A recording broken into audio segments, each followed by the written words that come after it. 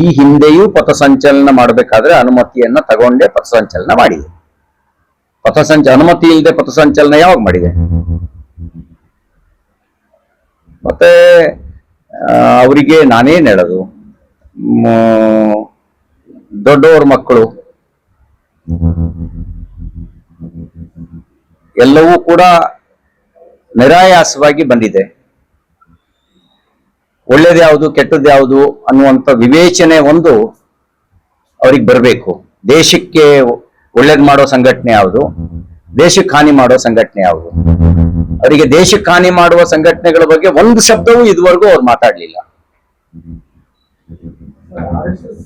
ದೇಶಭಕ್ತ ಸಂಘಟನೆ ಬಗ್ಗೆ ದಿನ ಮಾತಾಡ್ತಿದ್ದಾರೆ. ಆ ದಿನ ಮಾತಾಡೋದ್ರಿಂದ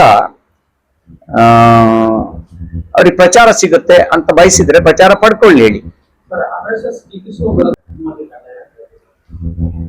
ಈ ಹಿಂದೆಯೂ ಪಥಸಂಚಲನ ಮಾಡಬೇಕಾದ್ರೆ ಅನುಮತಿಯನ್ನ ತಗೊಂಡೇ ಪಥಸಂಚಲನ ಮಾಡಿದೆ. ಅನುಮತಿ ಇಲ್ಲದೆ ಪಥಸಂಚಲನ ಯಾವಾಗ ಮಾಡಿದೆ? ಮತ್ತೆ ಅವರಿಗೆ ನಾನೇನ್ ಹೇಳೋದು, ದೊಡ್ಡವ್ರ ಮಕ್ಕಳು ಎಲ್ಲವೂ ಕೂಡ ನಿರಾಯಾಸವಾಗಿ ಬಂದಿದೆ. ಒಳ್ಳೇದ್ಯಾವುದು ಕೆಟ್ಟದ್ಯಾವುದು ಅನ್ನುವಂಥ ವಿವೇಚನೆ ಒಂದು ಅವ್ರಿಗೆ ಬರಬೇಕು. ದೇಶಕ್ಕೆ ಒಳ್ಳೇದ್ ಮಾಡೋ ಸಂಘಟನೆ ಯಾವುದು, ದೇಶಕ್ಕೆ ಹಾನಿ ಮಾಡೋ ಸಂಘಟನೆ ಯಾವುದು? ಅವರಿಗೆ ದೇಶಕ್ಕೆ ಹಾನಿ ಮಾಡುವ ಸಂಘಟನೆಗಳ ಬಗ್ಗೆ ಒಂದು ಶಬ್ದವೂ ಇದುವರೆಗೂ ಅವ್ರು ಮಾತಾಡ್ಲಿಲ್ಲ. ದೇಶಭಕ್ತ ಸಂಘಟನೆ ಬಗ್ಗೆ ದಿನ ಮಾತಾಡ್ತಿದ್ದಾರೆ.